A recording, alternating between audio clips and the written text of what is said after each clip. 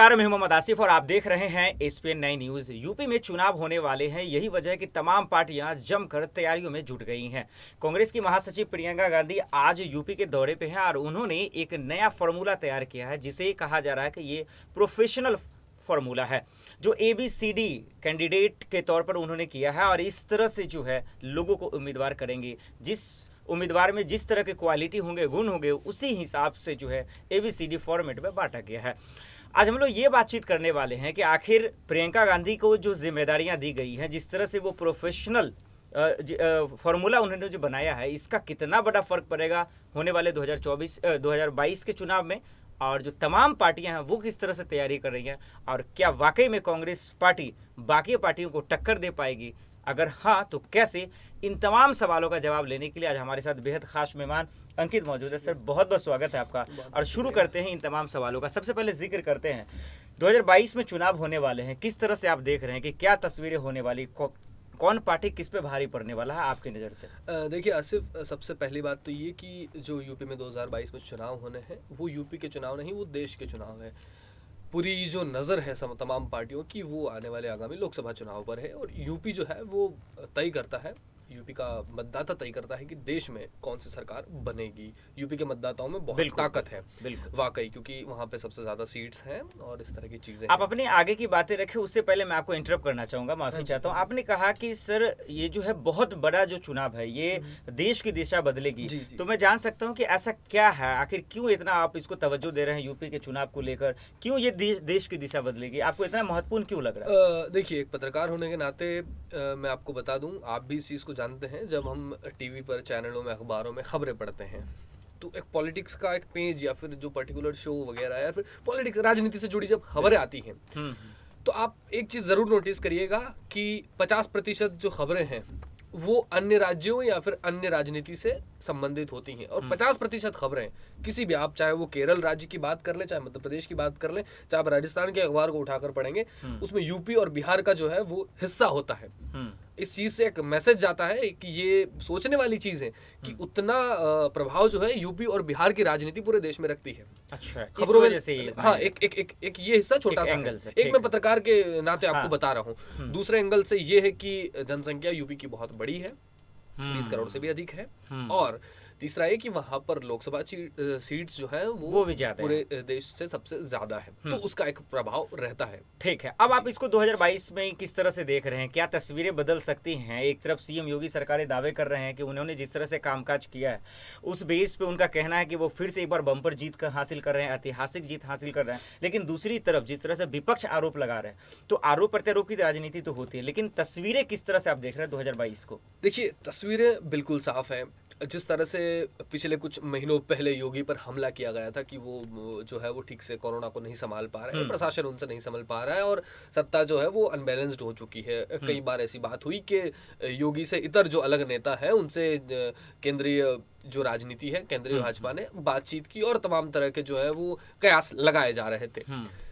योगी ने कुछ समय में उनका सबको क्लियर कर दिया, साफ कर दिया कि नहीं, मैं पावरफुल हूँ और मैं सक्षम हूँ राजनीति करने के लिए, मैं सत्ता चलाने के लिए सक्षम हूँ, और मैं चाहे कोरोना हो, तमाम तरह की बीमारियों को, और हर सेक्टर में मैं अपना काम कर रहा हूँ। मतलब आपकी बातों को समझा जाए तो कोरोना जो महामारी है वो सीएम योगी सरकार के लिए बहुत बड़ी चुनौती है। हाँ, चुनौती है, वाकई है चुनौती, और जिस तरह से शक की निगाह से उनको देखा जा रहा था वो उन्होंने, योगी ने क्लियर कर दिया है ना। तो योगी का इस तरह से रास्ता साफ हो गया। अब बात बची कांग्रेस की, तो कांग्रेस अपना हर तरह का जो भी, जितनी भी अपनी ताकतें हैं, जितनी भी अपनी है वो अपना रही है अभी। अच्छा, यहीं से सवाल लेता हूं, जब आपने कांग्रेस का जिक्र किया है तो यहीं से कि आज प्रियंका गांधी दौरे पे भी हैं, लखनऊ में हैं, और उन्होंने एक प्लान बनाया है। प्लान ये है, उनका ABCD फॉर्मेट उन्होंने तैयार किया है। इसे प्रोफेशनल भी जो है एक फॉर्मेट का प्लान कहा जाता है। तो ये क्या, इससे क्या फर्क पड़ेगा कि अगर कोई भी नेता से मुखातिब होते हैं, वो गाँव-गाँव जाएंगे, लोगों से बातचीत करेंगे, उनके परेशानियों को लेकर मैनिफेस्टो में अगर दर्ज करते हैं, फिर लोगों को के सामने ये रखेंगे, तो इससे क्या कांग्रेस की नैया पार हो जाएगी क्या इनके साथ? देखिए, नैया पार की तो बात नहीं कह सकता, लेकिन मुझे एक सकारात्मकता जरूर नजर आई है पिछले कुछ अरसों में कांग्रेस को लेकर।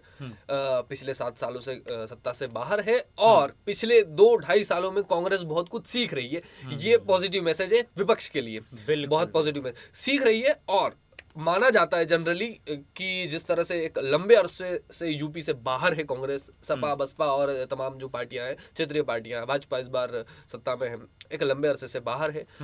उसका एक सबसे बड़ा कारण यही है कि कांग्रेस को कभी यूपी की जनता ने जमीन से जुड़ी हुई पार्टी या फिर उनके नेताओं को जमीन से जुड़ा नेता नहीं माना, उन्होंने कभी एक्सेप्ट नहीं किया उन्हें, चाहे वो जाति समीकरण हो या फिर किसी भी तरह से। इस बार यूपी में कांग्रेस बिल्कुल तैयारी में है और अपनी गलती को सुधारते हुए आज वो इस चुनाव में जमीन पर काम कर रही है और ये एक पॉजिटिव संकेत है मेरे ख्याल बिल्कुल से। यही वजह है कि आज लगातार प्रियंका गांधी जो हमेशा दौरा कर रही हैं। लेकिन एक सवाल है अंकित, आप इसको बखूबी आप जानते हैं, खुद आप पॉलिटिकल करते हैं, तो जब यूपी में नेताओं का दौरा हो और विपक्ष इस पे तंज न खसे, चुटकियां न ले, ये हो नहीं सकता। आज ही बीजेपी के अध्यक्ष, यूपी के अध्यक्ष स्वतंत्र देव सिंह ने कहा कि यहाँ फिर प्रियंका आ रही हैं हनीमून मनाने के लिए, तो इसको किस तरह से आप देख रहे हैं? देखिए, बयानबाजियां तो चलती रहती है, राजनीति का हिस्सा है, और अब जब तक बयानबाजियां नहीं होगी राजनीति की खबरें नहीं बनेंगी, है। राजनीति में खैर तंज कसना तो एक अलग विषय है, बातें कहना एक अलग विषय है। आज अगर कोई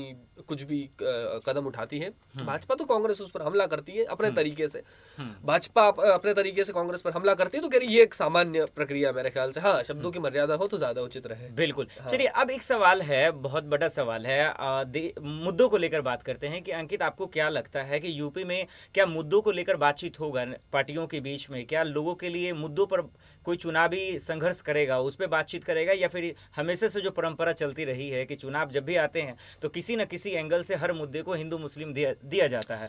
तो आपको क्या लगता है कि मुद्दे पे बात होगा, मुद्दे पे चुनाव होगा जिस तरह से दिल्ली में हुआ, या फिर वही राम कहानी चलेगी जो पिछले दशकों से चल रहा है?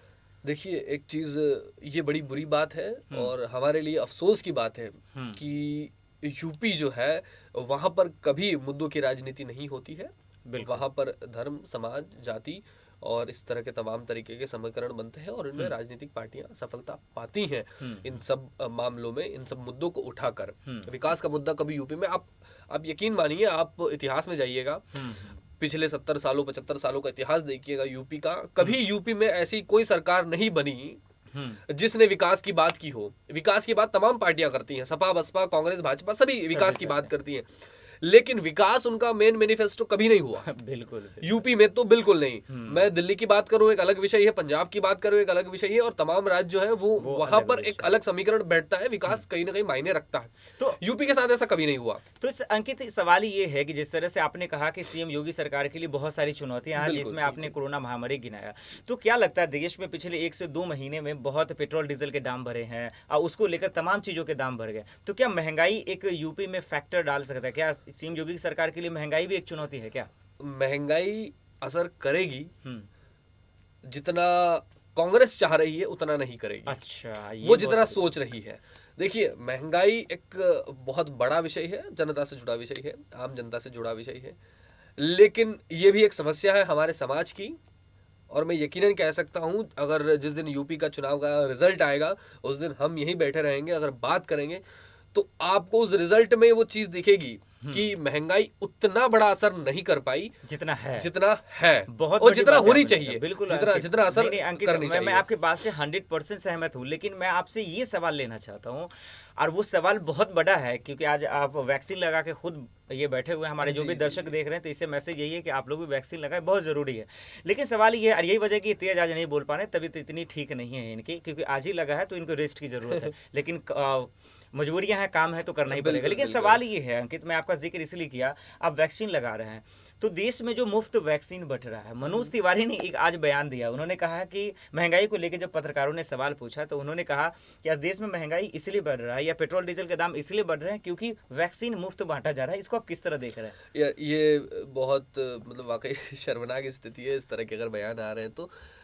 वैक्सीन मेरे ख्याल से एक बेसिक नीड है इंसान की, और जिस तरह से अभी कोरोना में लोगों ने जान गंवाई है, स्थिति खराब है। ये मेरे ख्याल से भोजन और पानी की तरह है, बहुत बेसिक, मतलब मेरे ख्याल से बहुत ज़रूरी और बहुत सामान्य ज़रूरत है, तो इसको मुफ्त देना मेरे ख्याल से कोई बहुत बड़ी बात नहीं है, और जनता का अधिकार है। बिल्कुल, जनता का अधिकार, ये बहुत बड़ी बात है आपने कहा, और इस पे जो बेतुके बयान दिए जाते हैं आप दर्शक आप समझ सकते हैं। चलिए, एक आखिरी सवाल अंकित आपसे जानने की कोशिश करता हूँ।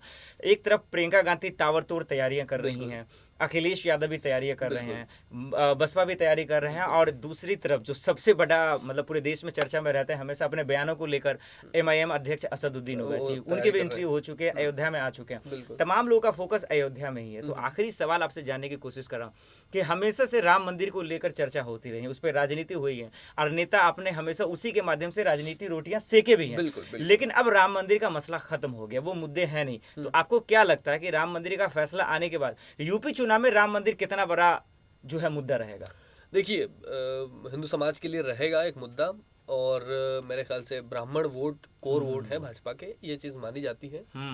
और वही वोट जो है उससे कन्वर्ट होंगे अगर भाजपा में जाएंगे, तो कुछ वोट, कुछ ब्राह्मण वोट के कुछ हिस्से जो है अगर जा रहे हो दूसरी पार्टियों में, तो वो भाजपा की तरफ आ सकते हैं। मेरे ख्याल से दलित समाज या फिर बाकी समाज के लोग उतना प्रभावित नहीं होंगे, क्योंकि उनकी राजनीति अलग है, धर्म से लेकर, धर्म को धर्म से संबंधित है, लेकिन थोड़ा उसमें है। जिस तरह से अभी अखिलेश यादव ने सम्मेलन शुरू किया, बिल्कुल उनसे वो उनके मैनिफेस्टो का वो ध्यान लगाया जा रहा है कि 7 जो है वो उप मुख्यमंत्री की मैनिफेस्टो में अपनी घोषणा कर सकते हैं, अलग अलग समाज से लेकर, है ना। अभी मायावती ने कहा है कि हम जो है दबंगों को और बाहुबलियों को टिकट नहीं देंगे, मुख्तार अंसारी का टिकट काट दिया उन्होंने, कह दिया कि वहां से टिकट नहीं मिलेगा। तो मुद्दे अलग अलग हैं, मतलब सब पार्टियां रहेगा, राम मंदिर का मुद्दा फिर रहेगा, थोड़ा सा हिस्सा मेरे ख्याल से इतना मैटर नहीं करेगा, इतना मैटर नहीं करेगा। तो देश की राजनीति में जरूर करेगा, यूपी में पर्टिकुलरली नहीं कर पाएगा, क्योंकि जो उसका कोर वोट है वो भाजपा का ऑलरेडी है। तो अंकित का जो कहना है, इसे साफ मैसेज हो रहा है कि कहीं ना कहीं जो लोगों से जुड़े हुए मुद्दे हैं, जो आज देश में महंगाई है, बेरोजगारी है, जो आज गरीब तबके के लोग कहीं ना कहीं इससे पीड़ित हो रहे हैं, परेशान हो रहे हैं, तो इस मुद्दों पे बातचीत नहीं होगा। अब देखना होगा। एक तरफ अंकित ने यह भी कहा कि कांग्रेस पार्टी अब जाग चुकी है, और यही वजह है कि वो जम खम से तैयारी कर रही है। अब कितना इसका फर्क पड़ेगा, ये तमाम सवालों का जवाब तो तब हकीकत में साबित होगा जब 2022 में चुनाव होंगे। देखते हैं कि होता क्या। फिलहाल के लिए इतना ही, बाकी खबरों के लिए देखते रहे SP9 न्यूज़। नमस्कार।